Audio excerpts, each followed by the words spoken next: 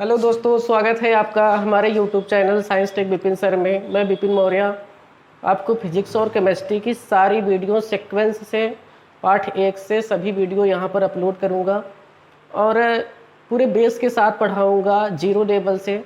जो अभी तक साइंस में कुछ भी नहीं जानता है, मेरी गारंटी है कि उसको भी 12th की सारे सिलेबस पूरे तरीके से समझ में आएंगे।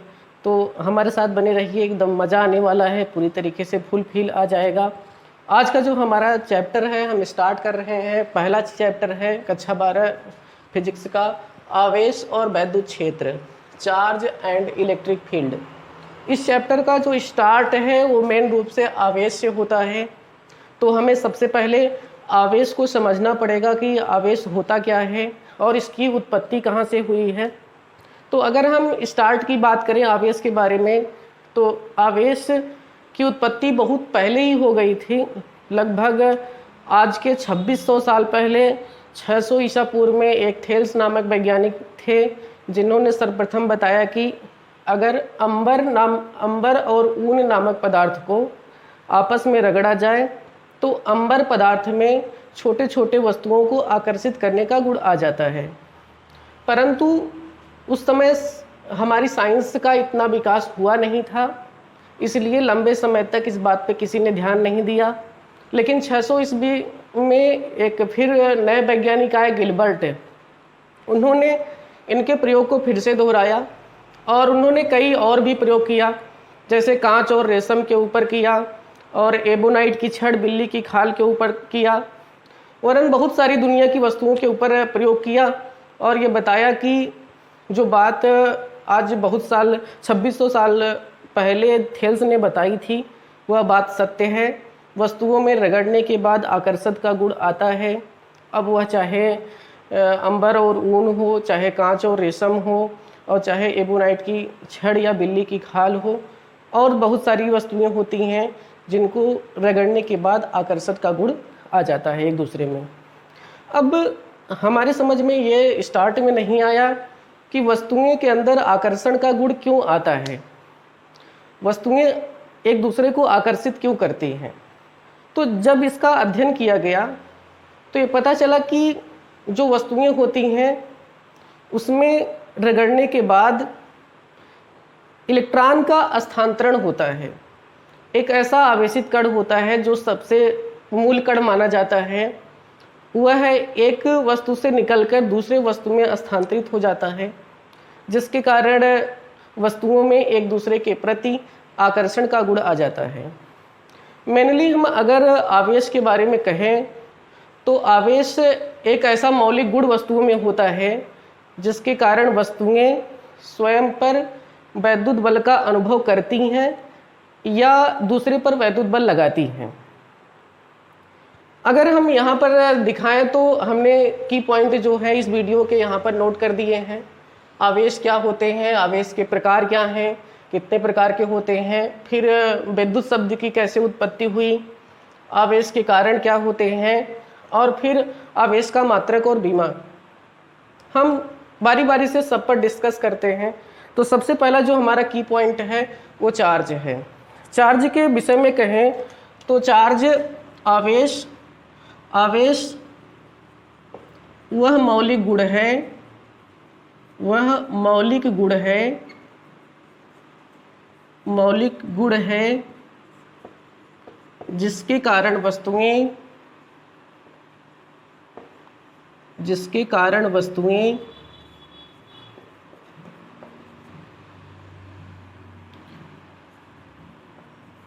जिसके कारण वस्तुएं वैद्युत बल आरोपित करती हैं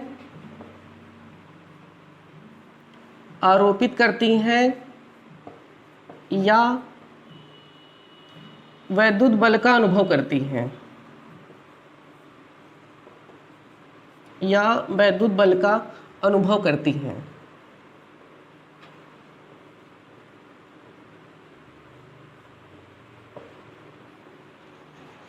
ये मेरा हो गया आवेश। अब जो दूसरी पॉइंट आता है कि आवेश के प्रकार, आवेश कितने प्रकार के होते हैं। तो मान लीजिए ये हमारे पास दो वस्तुएं हैं, कोई भी दो वस्तु मान लेते हैं जो गिलबर्ट या थेल्स ने बात कही थी उसके ऊपर। अगर हमारी ये दो वस्तुएं हैं, इनको आपस में रगड़ा गया, तो दोस्तों होता यह है कि एक वस्तु से इलेक्ट्रॉन निकलकर दूसरी वस्तु में स्थानांतरित हो जाता है। यहाँ से ये इलेक्ट्रॉन निकलकर इसमें स्थानांतरित हो गया। जिस वस्तु से इलेक्ट्रॉन निकलता है वह धनावेशित हो जाती है, और जिस वस्तु में इलेक्ट्रॉन प्रवेश करता है वह ऋणावेशित हो जाती है। तो इस प्रकार हमें क्लियर हो जाता है कि आवेश जो होते हैं वो दो प्रकार के होते हैं, एक धनावेश होता है और दूसरा ऋणावेश होता है। जितने भी मटेरियल होते हैं ऐसा नहीं है कि उसमें आवेश नहीं होता है, उनमें आवेश पहले से ही होता है। वस्तुएं आवेशित तब होती हैं जब उसमें धनायन और ऋणायनों की संख्या कम या ज़्यादा हो जाती है। सिंपल रूप से अगर हम एक मटेरियल लें और ये मान लेते हैं कि इसमें जितने पॉजिटिव आवेश हैं उतने ही नेगेटिव आवेश भी हैं, तो हम यह कह सकते हैं कि इस मटेरियल पर, इस पदार्थ पर कोई भी आवेश नहीं है। अब यह बात आती है कि वस्तुएं आवेशित कब होंगी। तो वस्तुएं तब आवेशित होती हैं जब इस मटेरियल से इलेक्ट्रॉन दूसरे मटेरियल में चला जाए। जैसे ये दूसरा मटेरियल हमारा है, इसके पास आवेश भी बराबर है। अब यहाँ से अगर मान लीजिए कि ये वाला प्लस आवेश निकलकर इसमें चला गया, जब प्लस आवेश इसमें से निकल कर चला जाएगा तो यहाँ पर एक प्लस कम हो जाएगा और यहाँ पर एक प्लस एक्स्ट्रा ऐड हो जाएगा। अब यहाँ पर प्लसों की संख्या कम हो गई, कह सकते हैं कि यहाँ से इलेक्ट्रॉन निकला है, ऋण आवेशों की संख्या ज़्यादा हो गई, इसलिए यह जो पदार्थ है वह ऋणावेशित हो गया।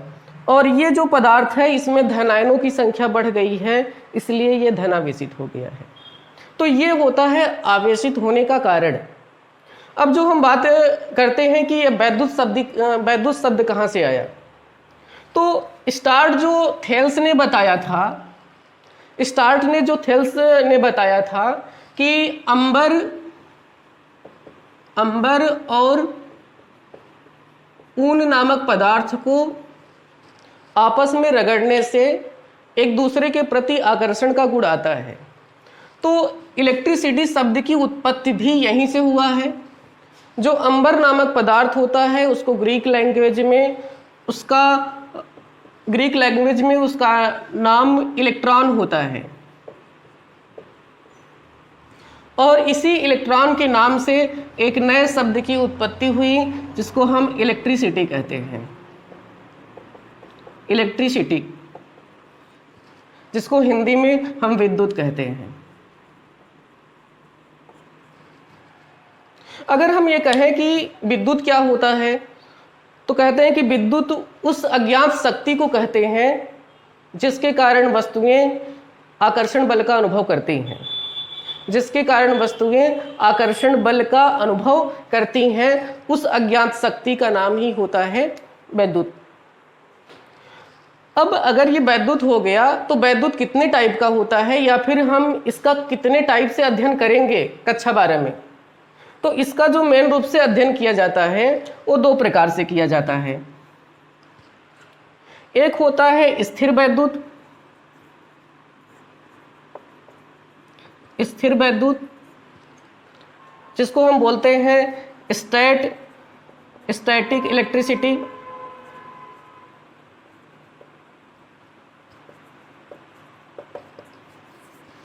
और दूसरा होता है धारा वैद्युत।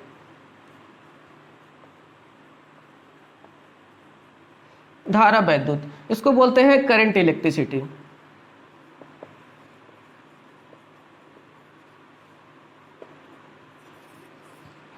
अब ये समझते हैं कि स्थिर वैद्युत और धारा वैद्युत कैसे दोनों अलग अलग हो गए। स्थिर वैद्युत की में तो ये जो चार्ज होता है, आवेश होता है, जिसमें हम आवेशों का स्थिर अवस्था में अध्ययन करें, यदि आवेशों का स्थिर अवस्था में अध्ययन किया जाता है तो वह स्थिर वैद्युत की होती है, और अगर आवेशों का गतिशील अवस्था में अध्ययन किया जाता है तो धारा वैद्युत या धारा वैद्युत की होती है। कक्षा 12 में जो चैप्टर 1 है आवेश और वैद्युत क्षेत्र, दूसरा चैप्टर जो है वह वैद्युत विभव और धारिता, इलेक्ट्रिक पोटेंशियल एंड कैपेसिटर, ये दोनों चैप्टर आपके स्थिर वैद्युतिकी के हैं। इसका मतलब है कि यहाँ पर हम पहले और दूसरे चैप्टर में जो भी पढ़ेंगे वह स्थिर वैद्युत होगा, इसका मतलब आवेश स्थिर अवस्था में ही रहेंगे। दूसरा चैप्टर जो हमारा है वैद्युत धारा है। तीसरा चैप्टर जो हमारा चैप्टर है वह धारा वैद्युतिकी का है, वैद्युत धारा है, जिसमें हम आवेशों का गतिशील अवस्था में अध्ययन करेंगे। तो हमारा जो टॉपिक है वो अभी पहले टॉपिक से है, इसलिए हम मेनली स्थिर वैद्युत के ऊपर बात करेंगे। तो स्थिर वैद्युतिकी क्या होता है, हम लिख दे रहे हैं स्थिर वैद्युतिकी। स्थिर वैद्युतिकी विज्ञान की वह शाखा जिसके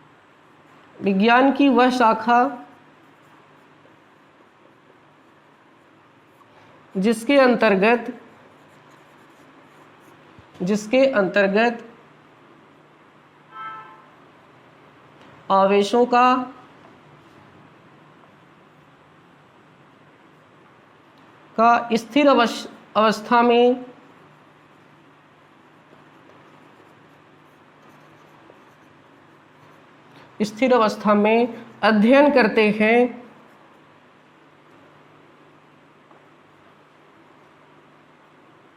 हैं उसे स्थिर वैद्युतिकी कहते हैं।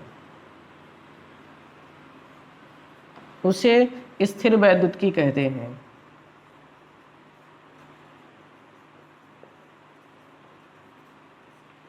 ठीक, तो स्थिर वैद्युतिकी विज्ञान की वह शाखा जिसके अंतर्गत आवेशों का स्थिर अवस्था में अध्ययन किया जाता है उसको स्थिर वैद्युतिकी कहते हैं। तो ये हमारा विद्युत शब्द हो गया स्थिर वैद्युतिकी का। अब आप लोग स्क्रीनशॉट ले लीजिए, इसके बाद फिर आगे की बारे में बताएं कि आवेश का कारण क्या होता है, आवेश का मात्रक और बीमा क्या होती है।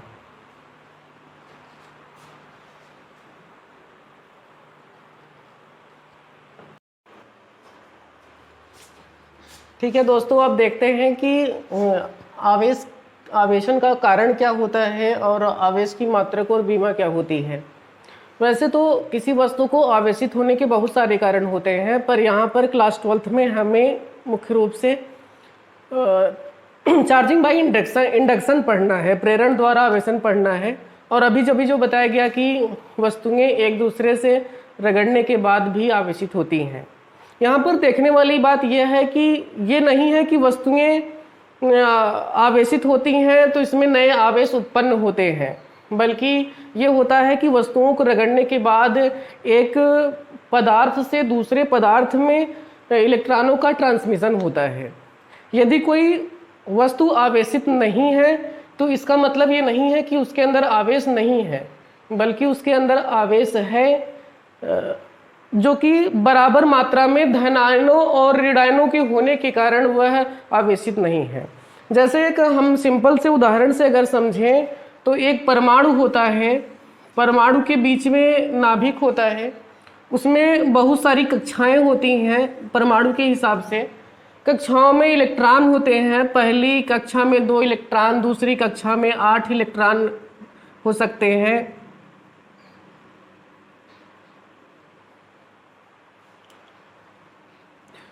दूसरी कक्षा में 8 इलेक्ट्रॉन होते हैं और तीसरी कक्षा में भी 8 इलेक्ट्रॉन हो सकते हैं।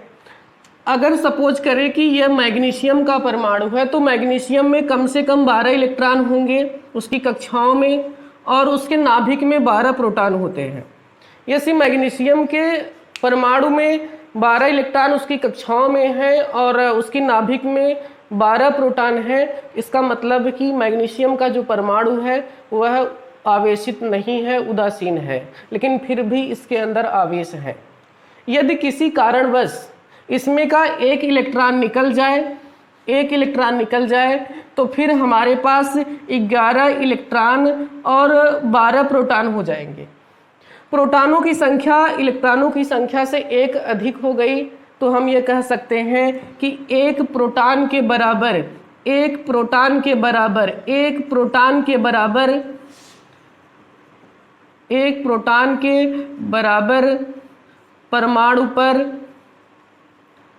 परमाणु पर धनावेश हो जाएगा। तो ये रीजन होता है किसी वस्तु के आवेशित होने का, जब उसके अंदर परमाणुओं में या फिर पदार्थों में धन आयनों और ऋणायनों की संख्या कम या अधिक होती है, तभी जाकर वस्तुएं आवेशित होती हैं। अब हम लास्ट टॉपिक की बात करते हैं कि आवेश का मात्रक और बीमा क्या होता है। आवेश की मात्रक और बीमा के बारे में बात करें तो आवेश का जो मात्रक होता है, आवेश का एसआई मात्रक कूलाम होता है। आवेश का एसआई मात्रक कूलाम होता है। लगभग जितनी भी राशियां होती हैं सबकी हम बात फिजिक्स में एसआई यूनिट में ही बात करते हैं। यह इंटरनेशनल सिस्टम ऑफ यूनिट है जिसमें सभी को व्यक्त करा जाता है। इसके अलावा राशियों के और भी मात्रक होते हैं, जैसे सीजीएस मात्रक होता है। तो आवेश का जो सीजीएस मात्रक होता है, सीजीएस मात्रक जो आवेश का होता है वह स्टेट कूलाम या फ्रैंकलिन होता है। इसके अलावा आवेश के सीजीएस मात्रक ईएसयू भी लिखा जाता है, ईएसयू, जिसको हम बोलते हैं इलेक्ट्रोस्टैटिक यूनिट।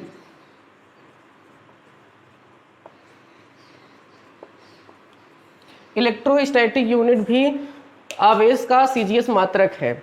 तो ये सभी बातें हो गई आवेश के बारे में। अब हम कहें कि आवेशों के अंदर क्या क्या गुण पाए जाते हैं, आवेशों के अंदर कौन से गुण पाए जाते हैं। तो आवेशों के अंदर सबसे पहला ये गुण आ जाता है कि आवेश सदैव संरक्षित रहते हैं। न तो हम आवेश को उत्पन्न कर सकते हैं, न ही नष्ट कर सकते हैं। केवल इनको हम एक पदार्थ से दूसरे पदार्थ में ट्रांसमिट कर सकते हैं, स्थानांतरित कर सकते हैं, और इसी के कारण वस्तुएं आवेशित होती हैं। तो सबसे पहली बात ये हो गई कि आवेश सदैव संरक्षित रहते हैं। दूसरी बात होती है कि आवेश में योज्यता का गुण होता है, उसको हम अलजेब्रिक सम कर सकते हैं। जैसे एक मान लेते हैं कि एक वस्तु है जिसमें 2 कूलाम का धनावेश है, -3 कूलाम का ऋणावेश है, 4 कूलाम का धनावेश है। इसके अंदर इतने आवेश हैं अलग अलग खंडों में। तो अगर हमें पूछा जाए कि इसका संपूर्ण आवेश कितना होगा, तो इसका संपूर्ण आवेश अलजेब्रिक सम के बराबर होता है। ये अलजेब्रिक सम क्या होता है, उसके हम साइन के साथ वस्तुओं को ऐड कर लेते हैं, आवेशों को ऐड कर लेते हैं। जैसे इसका संपूर्ण आवेश जो हो जाएगा Q बराबर ये +2 कूलाम +4 कूलाम और -3 कूलाम। तो ओवरऑल यहाँ पर हमको दिख रहा है कि 4 to 6 कूलाम हो जाएगा और -3 कूलाम। तो यहाँ पर 3 कूलाम मेरा इस पदार्थ का या इस बॉडी का संपूर्ण आवेश हो जाएगा। तो इस तरीके से आवेश जो होते हैं योज्यता के अनुसार अलजेब्रिक सम होता है उनको जोड़ा या घटाया जा सकता है।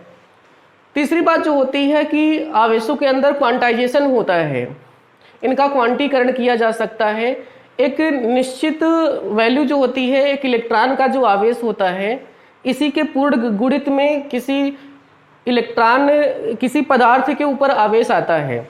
जैसे हम बात करें, यहाँ पर एक उदाहरण लेते हैं कि अगर एक बॉडी में से इस बॉडी में इलेक्ट्रॉन का स्थानांतरण हो रहा है, अगर एक इलेक्ट्रॉन का स्थानांतरण हो रहा है तो 1 इलेक्ट्रॉन के बराबर आवेश आएगा। अगर 2 इलेक्ट्रॉन का स्थानांतरण हो रहा है तो 2 इलेक्ट्रॉन के बराबर आवेश आएगा। अगर 3 इलेक्ट्रॉन का स्थानांतरण हो रहा है तो 3 इलेक्ट्रॉन के बराबर आवेश आएगा। इसी प्रकार अगर n इलेक्ट्रॉन का स्थानांतरण होता है तो यहाँ पर ne इलेक्ट्रॉन के बराबर आवेश होता है। तो इस प्रकार एक हमारे पास नया फार्मूला बन जाता है जो कि है Q बराबर Ne। इसे हम चार्ज का क्वांटाइजेशन समीकरण कहते हैं, जिसके अनुसार से किसी बॉडी में कितने आवेश स्थानांतरित हुए हैं उसका संख्या ज्ञात की जा सकती है। जैसे हमें अगर किसी बॉडी में कहा है कि इतने आवेश स्थानांतरित हुए हैं तो इस सूत्र के माध्यम से हम बता सकते हैं कि इतने आवेश के कारण कितने इलेक्ट्रॉन एक वस्तु से दूसरे वस्तु में स्थानांतरित हुए होंगे, इसके बारे में हम जान सकते हैं। ठीक है, तो ये वीडियो आज हम यहाँ तक ही देखते हैं। इसके आगे की वीडियो में हम अगले क्लास में देखेंगे। और कमेंट में भाई ज़रूर बताएं कि आपको वीडियो कैसी लगी है, और ताकि अगर किसी को कोई बात ना समझ में आई हो तो कमेंट में पूछ सकता है, ताकि वो अपना डाउट भी क्लियर कर ले और हमें भी संतुष्टि हो जाए कि हमने जो बच्चों को पढ़ाया उनको समझ में आया। Thank you.